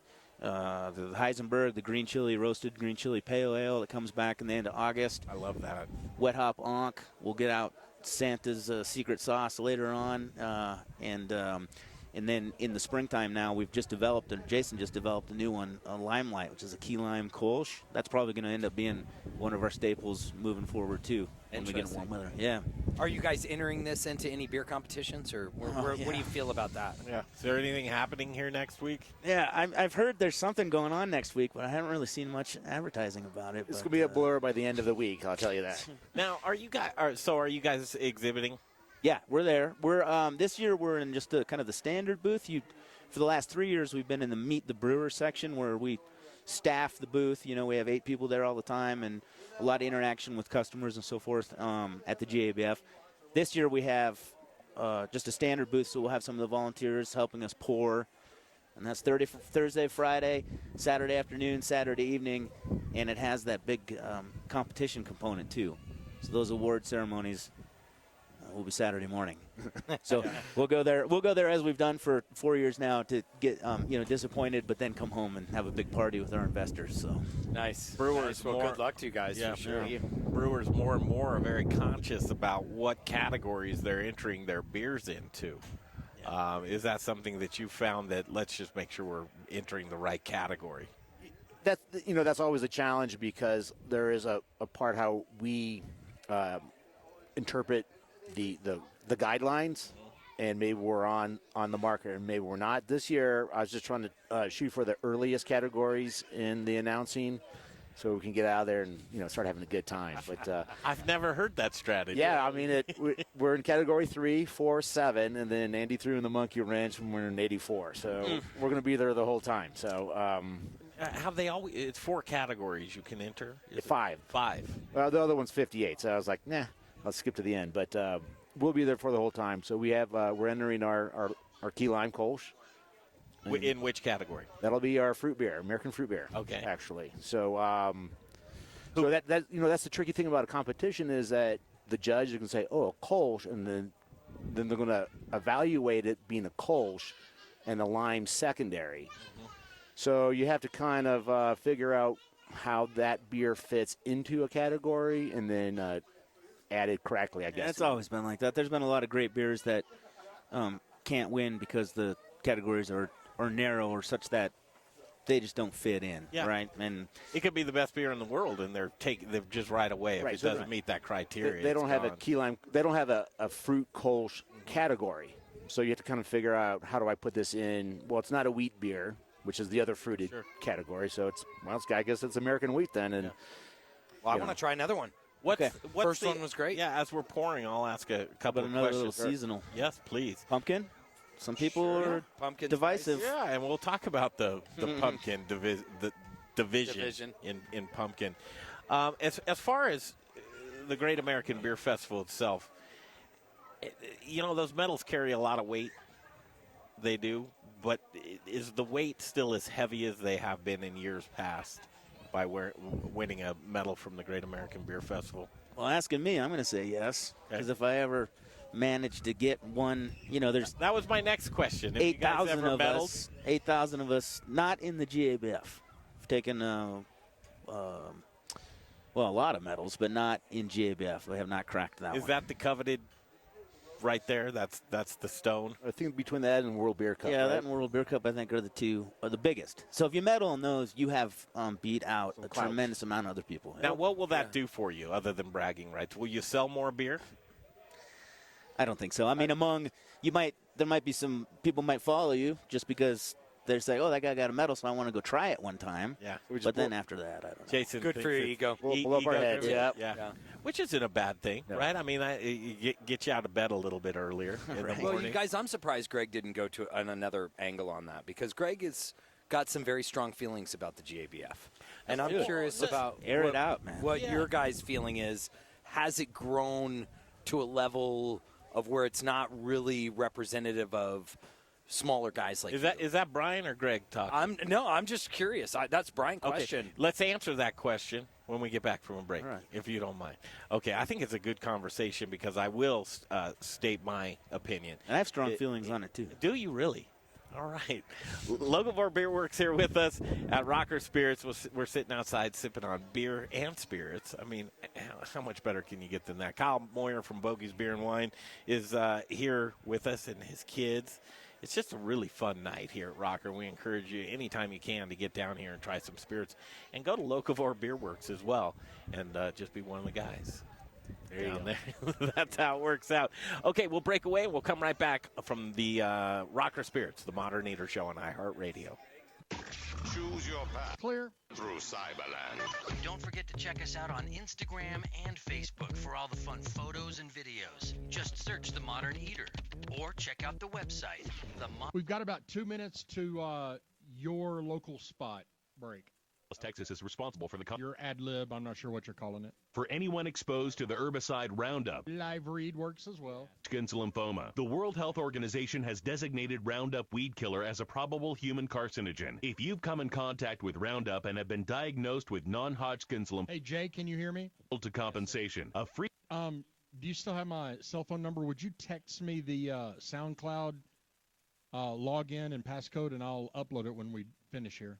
Widely used herbicide in the United States, and a California jury recently awarded $289 million to a landscaper who claimed Roundup gave him cancer. But time is limited to file a claim. If you worked with Roundup weed killer and have been diagnosed with non-Hodgkin's lymphoma, call the Roundup Legal Helpline now. You could be entitled to significant compensation. Call 800-546-1616. That's 800-546-1616. 800-546-1616. Hey, you guys, Jay Parker here for Encore Energy. How much are you paying for your natural gas? Wouldn't you like to save 10 to 20% on your natural gas bill? Of course you would. You're not crazy. Encore Energy and Brian Rizzuto can do just that, save you money. Give Brian a call, 720-245-5771. Maybe you own a restaurant or a brewery and use a ton of natural gas. This is how you save money. Get a free savings review from Brian Rizzuto and Encore Energy. Call Brian at 720-245-5771. Save 10 to 20% on your natural gas bill right now. Rocker Spirits. It's a distillery. It's a place to hang. It's about quality. It's about taste. It's about passion. Infused with American spirit. Rocker whiskey, Rocker rum, Rocker vodka. Get ready for an original look, feel, and experience. Old Town Littleton. And if you get hungry while you're sipping on some drinks, they've got the best food truck line in town. Open Thursdays, Fridays, Saturdays, and Sundays. Rockerspirits.com. All right, guys, here we go. Mike's hot. All right, you guys, back to the show in just a second. But before we do that, it's bread time, and more specifically, it's Aspen baking time. AspenBaking.com, all natural bread, no preservatives, no artificial coloring, no chemicals in any of their bread. And any of their bread includes hoagies, focaccia, ciabatta, baguettes, croissants, bear claws, lobster rolls, pound cakes, coffee cakes. Jay, slow down. They do more than bread. Yeah, they do. They do boxed lunches. Box lunches. That's right. So if I'm at the office and I want to buy my crew some lunches, what can I do? You can go to AspenBaking.com and you can buy box lunches. They have two different versions. One comes with a little treat for the person that likes a little treat, and the other one doesn't come with a treat. So if your employees have been good but not great, you get them the one without the little treat in there. I am a man who likes a little box. That's right. Aspen Baking Company, you guys. Local bread, no preservatives, no artificial coloring, no chemicals of any kind. So if you want to get in touch with Aspen Baking, it's real easy. You ready? It's AspenBaking.com. One more time, Denver, AspenBaking.com. Justin Brunson, Old Major. You're listening to The Modern Eater on iHeartRadio. I like the box lunches, too. Oh, man. And takes you back as a kid. The whole company, though, is a great company. Did you have a lunch pail? Of course, did I have a lunch pail? Come on, man. What do you think I had? What was your lunch pail? You don't even want to know because you weren't. I don't think you were born yet. I just got the plain one with Garbage Pail Kids on there. $6 million man. Did you have a Garbage Pail Kid named after you? No, Brian, come on, man. That's just a 70s. Sure? Oh, there's got to be. There's a million. He doesn't get what you're asking. There's a million of them. Well, yeah, we didn't. I didn't have. That wasn't my generation, man. My generation was like the $6 million man. That's what we had. Oh man, I still have the Mighty Mouse Justice. I still have Garbage Pail Kids in a box. Yeah, Greaser Greg. I have the sticker. Greaser Greg. Yeah, that it's was good. mine. The Garbage Pail Kids was that was the stuff, man. What was yours, Jason? Do you know? Paper bag. Paper. You did the brown bag. Brown bag. I'm sure I had a lunchbox. I don't remember what it was. What about you, Andy? I'm pretty sure I had Scooby-Doo at one point. Scooby-Doo. Sure. That's the good stuff right there. I had a big political conversation about that cartoon the other day. You know Oh, that. You know I that that's know. really deep. Scooby-Doo, man. Lots of people didn't. And that was the crazy thing is I was with someone who did not realize what Scooby-Doo was all about. That's the PCism that's going on, right? I mean, did you know that? You remember that claymation Santa? Where every year what Rudolph about the Red-Nosed Mr. Bill? Reindeer. Oh, yeah, okay. Yeah, like he's a womanizer, and he holds these animals hostage. Oh, my lordy. We are The attack in of the Santa wrong Claus. place these days. Oh, there's one right there. Who's that? Look at Brainy Brian. I like that. Hold on. Thank you. Is that the one? Is that first series where his brain is just coming out of Yeah, the top coming of his out head? of his head. That's funny. That's how Greg, one time Greg counted how many thoughts I had while I was asking a question. He's like, dude, you had like 13, 14 thoughts go through your head while you asked that one question. A very active brain, Brian. You have a very Hey, in active case you brain. guys were wondering, I didn't have a paper, but I got the little the tickets for the underprivileged kids. Oh, boy. You know? The hot lunch. And I got a little ticket, so I had to wait in the poor kid line, and get the free food. Oh, come on. Yeah, man. I swear. There's nothing to be embarrassed about that, though, man. You think I care? I just said it over the radio. Free food. Free food's the best food. I got to tell you That's that right. now. Okay, back to Rocker Spirits and Locavore Beer Works, guys, as we continue talking about GABF. And just my thoughts in a nutshell briefly, and we'll throw this back to you guys. More and more, there's breweries that I'm seeing that are not attending. They're just not, they're lost in the mix. They don't see why, and they like the idea of, okay, I get the camaraderie and other breweries and just being present. It's not necessarily that I want to be there anymore. It's just that I don't want to be left out. I don't want to be left out. And in an association like the Brewers Association that has grown so large as an advocate for the one-offs, I don't think Charlie Papazian even had any idea where this brand would go, a non-profit but a very powerful brand. To have all of that as the evolution of just make more money, the notion of continuing to hire the cap for folks like Jim Cook and Sam Adams to keep him craft. This craft name makes people so much money that it started to turn into, in years past at the Great American Beer Festival, to where there were some brewers that would talk to me about it and say, listen, I don't feel really comfortable with some of the breweries, these larger name breweries that are coming in and having a presence at the Great American Beer Festival, and I just choose not to be a part of it anymore. And I think that that's where this downturn really came as far as attendance. As you see now, Chito's bringing out tacos. But, Andy, I'll throw it to you, Andy. Your overall thoughts of the state of the Great American Beer Festival right here, Denver, Colorado, soon to be probably New York. Right. Well, so I mean, my thoughts are this: it's the happiest time of the year as far as I'm concerned, right? So, if you take out or at least parse out the argument that InBev's okay to be in the halls, right? Well, so up until say 2 years ago, that was different. I would say that last year's Beer Fest was a little bit different. I saw a lot less of the majors and certainly a lot less of the foreign ownership, right? And so I thought last year was a little bit better in that regard. As far as our friends who aren't going to go, we hear mostly that it's not cheap. I mean, this is the Brewers Association's premier fundraising event for the year. What's it cost for the bare bone basics? Just throw a sign up, pour beer. Well, to take all your beer, and I think because entry gets you into the competition, so that I'm going to say that at the minimum is about $600 to $800 to get out there. It's was a lot more than that when not we over had. the top expensive, though. No, and you spend, for us, no. But if I you don't were, buy the price. I don't buy that there's certain breweries that are coming, and, I can name names, and they probably wouldn't even mind if I named their names, that the money never came up. Right. The breweries. So the breweries that I run across are, well, first of all, we're always busy. So there's going to be, there's a time requirement. There is the price for what they think, at least exposure at the festival itself.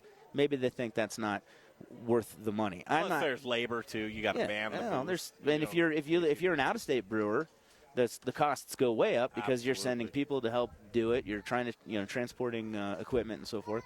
But for us, everybody spending that kind of money for the Brewers Association keeps all of our dues every year reduced to some rate.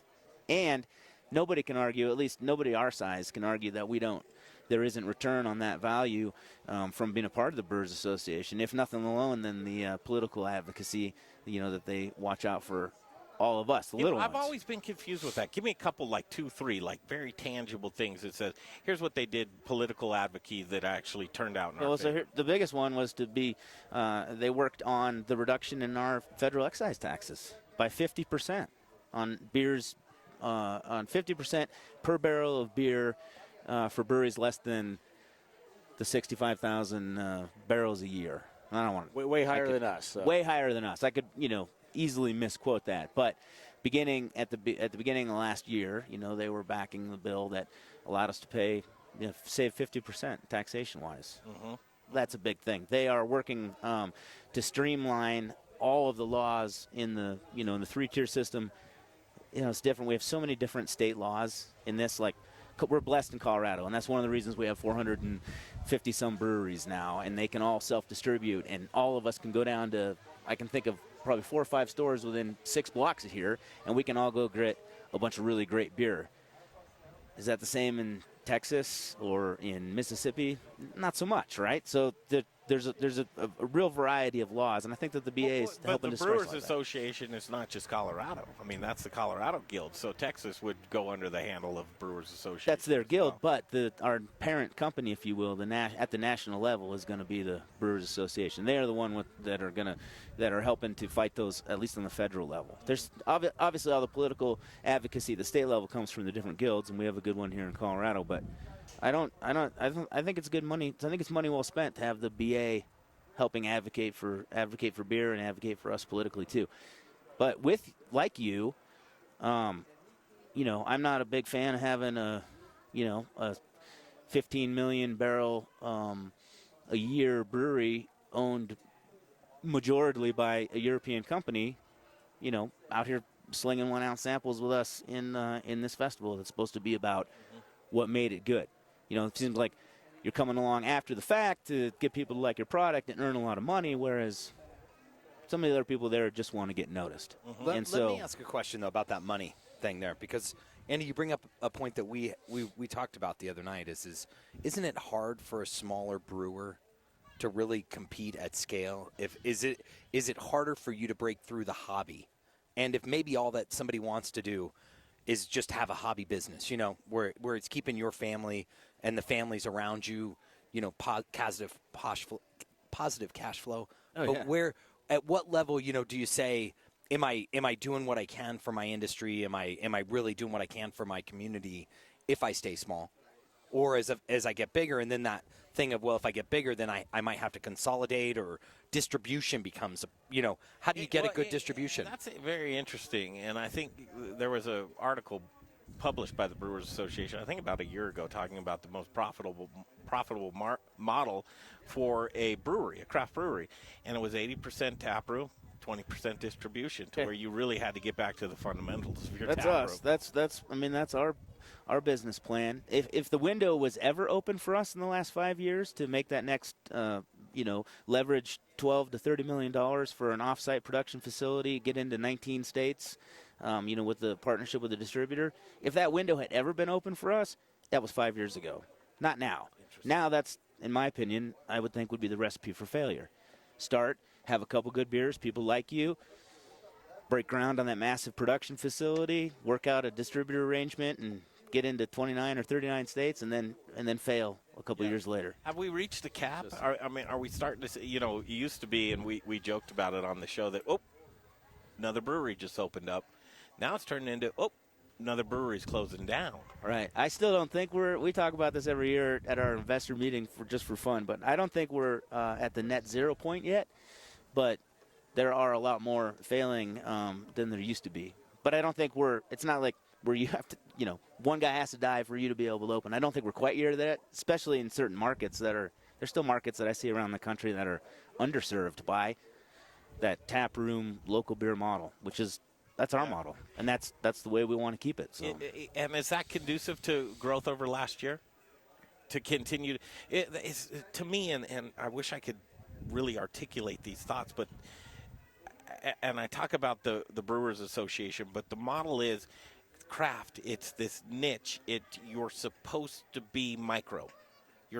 That's your model. But is that a model that's conducive to actually growing a business and continuing to get bigger and bigger to possibly one day maybe sell, maybe not, maybe just be a bigger brewery with large distribution channels?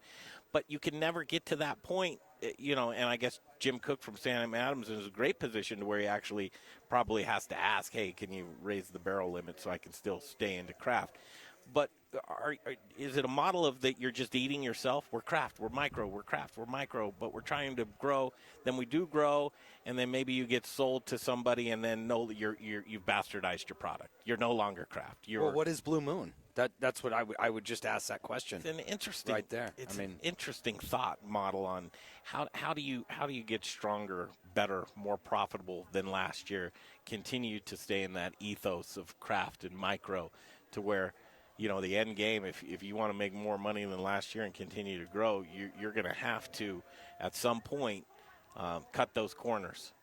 I think it goes deeper than just saying. If I produce X amount of barrels, I'm no longer craft, because we face over the last several years, and I just heard another rumor on the radio that the minimum wages, that people want minimum wages to go up to $15 an hour. Well, how do we, as a neighborhood brewery, afford all of our staff, all of our brewers, pay ourselves salaries, pay our rent, and not grow? And not grow because we need to make more money to pay for these imposed things that they're out of our control. I want people to make more money. Don't get me wrong. But it's the snake eating the tail, right? It's just, okay, well, now we have to grow to pay for our sales guy. Well, look at the new and now we hire another brewer to give the sales guy more beer to sell, to make less money on. But we work really hard to make a dollar. Yeah, the culture is interesting because I think that the craft beer drinkers really. They like that this isn't huge corporate special interest beer. At the same time, and you look at business dealings like Ballast Point when they were acquired. Should you not like Ballast Point anymore?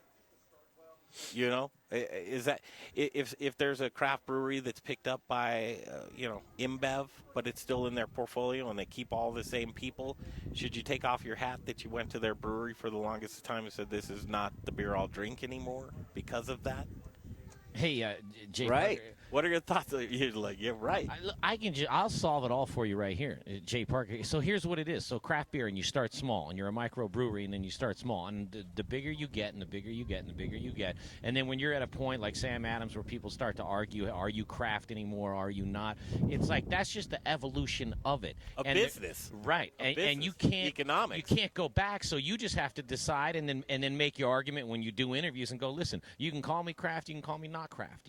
Honestly, I don't have time to care about it anymore because I'm running a business. I'm making the beer, I think, the right way. And if you want to call me craft, great. And if you don't, then don't. That craft makes a lot of money for a lot of people. And the Brewers Association would have never put that upside-down beer bottle on there to be able to delineate that you're not a part of these large conglomerate companies that own these brewing companies. At the same time, that's exactly what the Brewers Association is facing, is that they had to continue to grow and grow, make the Great American Beer Festival bigger, better, more profitable than ever. And then what did that lead to? InBev in the halls of the Great American Beer Festival. It's the model of growth. It's economics. It doesn't fit in with craft, though. My 2 cents on the InBev being there is that they just don't want to turn down the check. You know, but you have to. Can you have to. Why? Well, I mean, I agree with that because if you're following the model of what GABF is supposed to be. How many times right? did large beer? We have to break? Okay, we have to break. Thank you, Ed. Are you telling us to break? Break. Yep, we were in a heated conversation there. Okay, break. We'll come right back to Rocker Spirits, and it's the final half an hour right here on the Modern Eater Show on iHeartRadio. Choose your path. Clear, guys. Through Cyberland. Don't forget to check us out on Instagram and Facebook for all the fun photos and videos. Just search The Modern Eater or check out the website, themoderneater.com.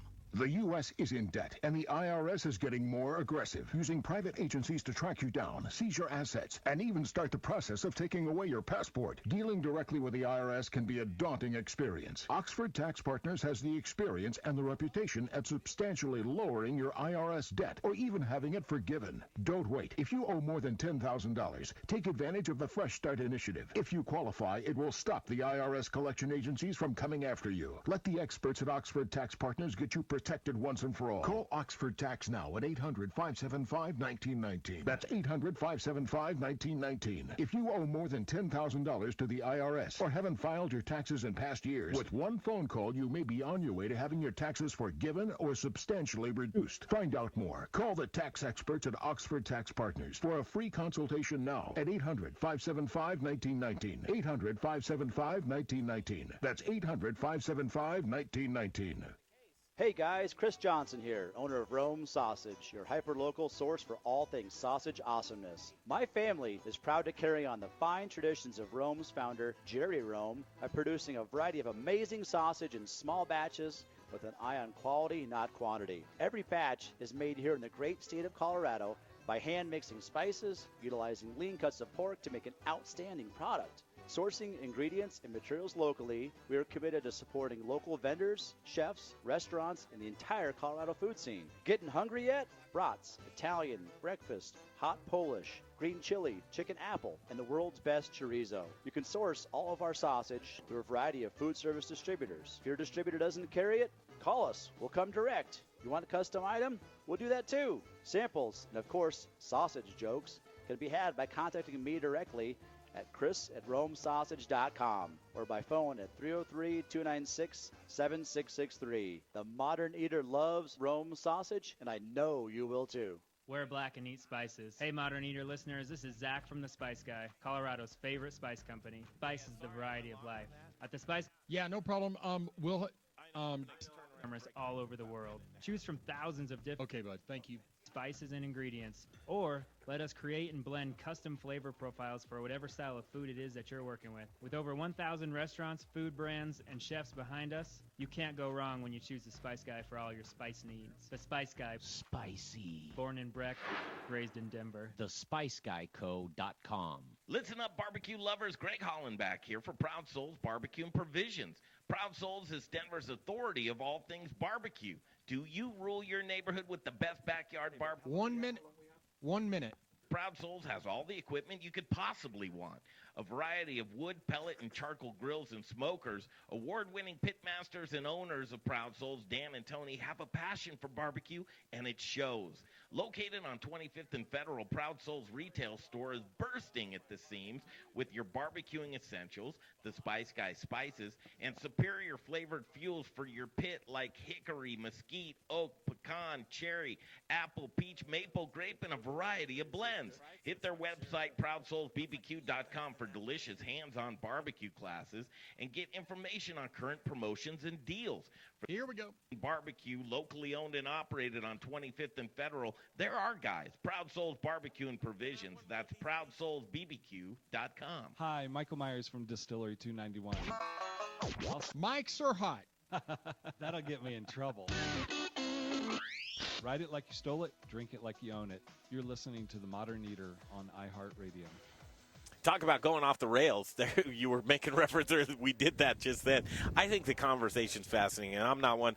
I'm going all days to the, and I'm going to go to their parrot event, and still, really, it's the best around. And I wish the best for the Great American Beer Festival to be the exact festival that Charlie Papazi and 30 years ago when he started out, and he was trying to figure out how to get these kegs of beer into Denver itself, and there was no social media or internet or anything else. He was just trying to rally people together and convey on Boulder, Colorado, to have a beer festival. And look how it's grown, and really that's the model of business. And my fear is that craft beer isn't built for scaling and getting bigger, and that's just truly the end of that.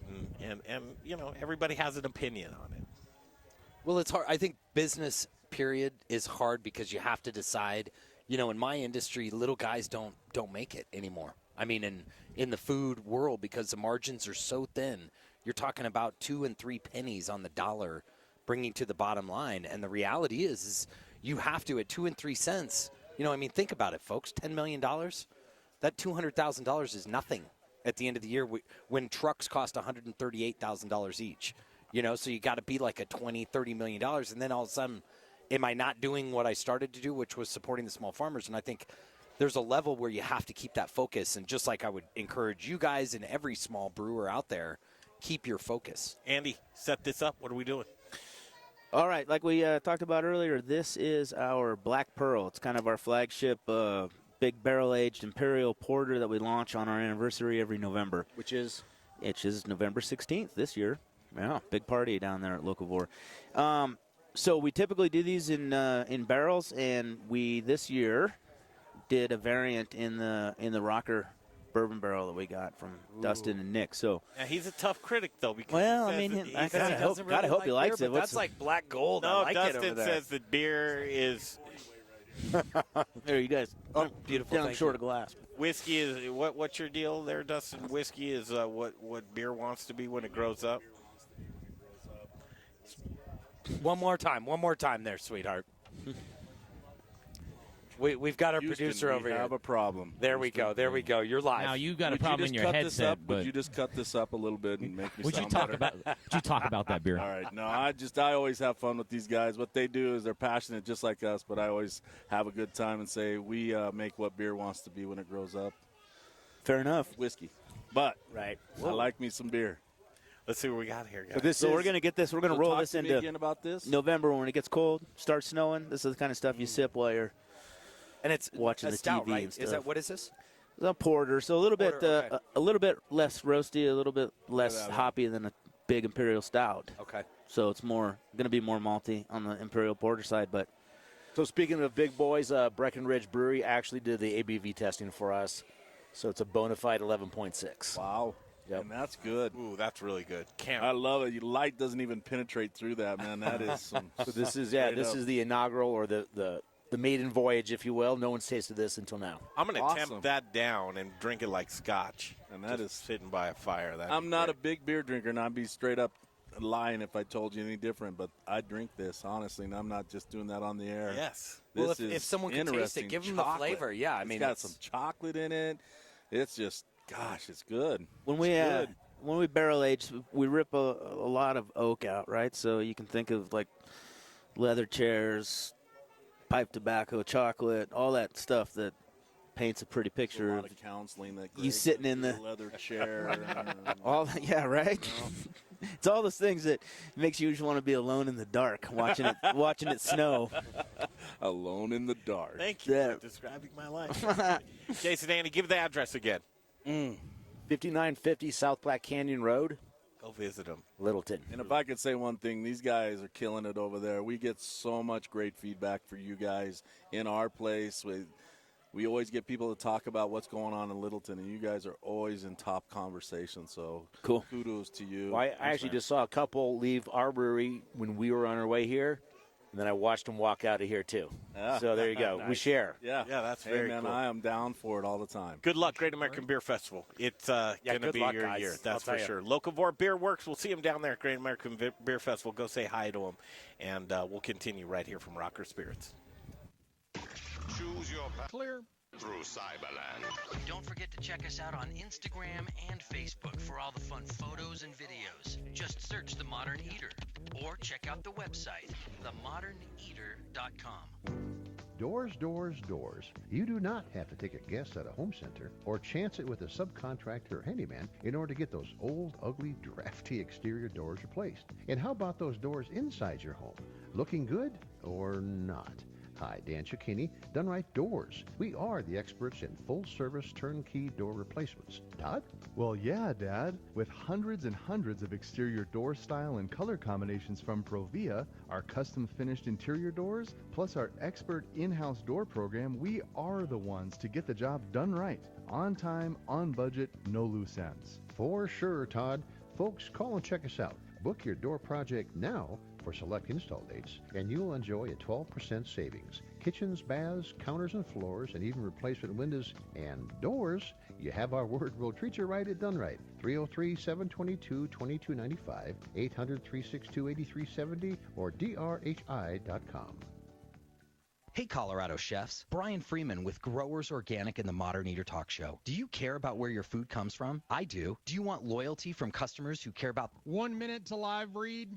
Top quality organic produce with reliable delivery, knowledgeable sales team who genuinely care about how food is grown, transported, and served. Chefs, Growers Organic will ensure you have excellent ingredients for your next James Beard dinner, your nightly specials, or Sure, what is it?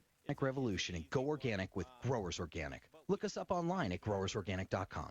Hey, chef friends, it's Little Rich here from Raquelitas Tortillas. Raquelitas, known for hyper-local, innovative, and healthy tortillas and chips, served by Colorado's top chefs, and that's why we only use Colorado Mills sunflower oil. Sure, the Texas Superfoods thing? Tasting foods. All right, no problem. And you are 10 seconds away from your live read here. In Lamar, Colorado. Whether you bake, fry, or saute, get your Colorado Mills today. Available through Shamrock, Growers Organic, and Dawn Foods. For the best oil in the business, use Colorado Mills. Okay, back at it in just a minute. But right now, Jeff Rourke and A-Plus Beverage Solutions. We'll see Jeff this week. We're going to head up to Monarch Casino. He put in a new tap installation up there, and he says it's beautiful. We've got to go see it. We trust him, but, it's hard to beat some of the stuff that he's done at Beast and Brews. He's done Punch Bowl Socials. He's done Resolute Brewing Company, Old Chicago, Tap 14, Brews Beers. The list goes on, but don't take our words for it. Chances are, if you are an aging restaurant or brewery, you need to get a hold of Jeff Rourke and A-Plus Beverage Solutions. All the time, we see it because foam is money. If you're pouring inefficient beer, what are you doing, boys? You're pouring your money down the drain. Don't pour your money down the drain. It's a quick phone call away for Jeff Rourke and A-Plus Beverage Solutions. It's 720-272-3809. You want to add a line, you want a new installation, or you just need maintenance, maybe your glycol's off just a little bit. He can take care of all of that. 720-272-3809. It's Jeff Rourke and A-Plus Beverage Solutions. Now it's time for the Modern Eater's Booze in the News segment. I like my beer cold, my meat grilled, and my entertainment explosive. All we need is a chair and a cooler beer. Here's your booze news. Not booze this time, but it is booze in the news, all the booze news you can use. But this time it's going to be really cool because Mark, our friend from Trubucha, is back with us. And we're going to talk kombucha. It looks like you got a bag of weed there. Kind of looks that way. It's a little bit of Citra hops. So. Citra hops with us. We're in love with kombucha. We're in love with your product, Trubucha. First of all, where is your location? We are located in Lone Tree, Colorado. And people can come in there and sample and taste, and you've got all kinds of cool little programs. Well, and a big deal is he's just started home delivery. Tell him about that, too. Yeah, we're actually starting up here in October, so we do all these different events throughout the year, and we do them all over the state, and people are like, where can we get you guys the stuff? We live in Colorado Springs, or we live in Monument, or South Denver, and so we just decided this fall we're going to start doing home delivery and delivering people their kombucha I'm your home. perfect customer for that, right? Since I drink so much of it. It'd probably save me a couple dollars as well. Absolutely, yeah. Compared to going in the store, number one, you have to take the time to go in the store. You got to figure out what you want. This year, you can just do it from the convenience of your home. And can I buy bulk?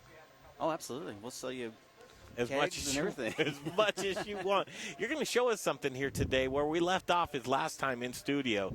You showed us how to make just the rawest form of kombucha before we sweetened it.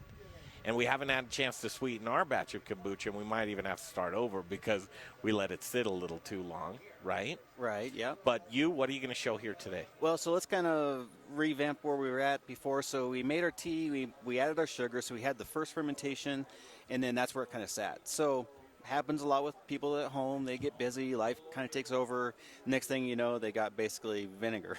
so we basically brought some new, that's already been fermented for about 14 days.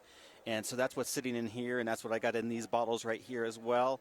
And so basically you can use any size of bottles, whether you're doing 1 gallon or you're doing a 5-gallon batch, or, our batches are, 500 gallons. So you can kind of do whatever size of bottles you want. People keep their bottles from Trubucha or GTs or whoever it is, and they'll just reuse those and start flavoring. So I've got a couple different flavors that we're going to do today. And you can use juices, you can slice up fruit, you can do whatever you want to as far as, putting things in there. So I got some rose petals, and where's my other bag at? Yeah, I got some citra hops here. I left it in the bag because it smells so good. So, okay, so that's where we're at. So we're going to put it in here. Going back to ingredients, high quality ingredients. You're putting this stuff in your body. You want good stuff. We just switched over to Growers Organics, getting our ginger there from this summer, and it made a huge difference. It's so much better. So we're really pleased with that. As far as the amount goes, it's more up to your personal taste. If you want it to be more sugary and have more flavor, go for it. Put more juice into it or put more fruit into it. This is our ginger here, which is probably about an ounce, a little bit over an ounce. So we got a 64-ounce growler here. We're just going to dump it right in there. Oh, wow. And then we're just going to put the lid on. Flavor to taste. And is anything feeding off of that, Mark, or is it just the ginger's really flavoring at this point, and it's not creating any food or anything for the kombucha itself? Yeah, ginger in particular, there's not a lot of sugar or anything in it, so yeah, it's just there that's going to create the taste. Now, kombucha loves ginger, so if you like your kombucha really kind of carbonated and so on, ginger's a really good one to put in there. This other one we did pineapple, and I used about 2 ounces of pineapple in here. And then the last one, we have some rose petals, so we're going to just do some rose petals. So the question would be is, well, if you're going to put these rose petals in there, how am I supposed to drink it after it's done? And the answer is you can just filter this out and put it in your glasses, and there you go. Or just go for it. Or just go for it. And Mark, let me ask on like the pineapple. Are you taking just like any old pineapple juice, or using fresh crushed pineapples or something like that? Yeah, so with us, we try to use as much fresh ingredients as we can. So, getting fresh pineapples in, getting fresh strawberries in, and so on. The rose petals, I think the dried fruits are really important because a lot of times you go and you buy the stuff in bulk and it's been sitting out and it doesn't have that taste and everything that you can get if it's been sealed up and so on. So we really recommend, if you're going to do this at home, is to make sure that when you get a package of it, make sure it's sealed. Don't buy it in open containers. So you're a big fan of, if it's out there and you're seeing these unnatural ingredients, if you're drinking a root beer kombucha or, a cola kombucha, you're not drinking the best of purest of forms, right? Oh, yeah, absolutely. Yeah. We want to keep it as fresh as possible. 1 minute, end of show. We want to make sure that it's the best that's out there. So I love what you do. And yeah, he's got a great program. Truly, what's on your face? I hate to spend the last minute with that, man. But you guys are serious. I don't know, man. Looks like you got hit by a car. Thank you. We want to keep following this. We love having you on the show.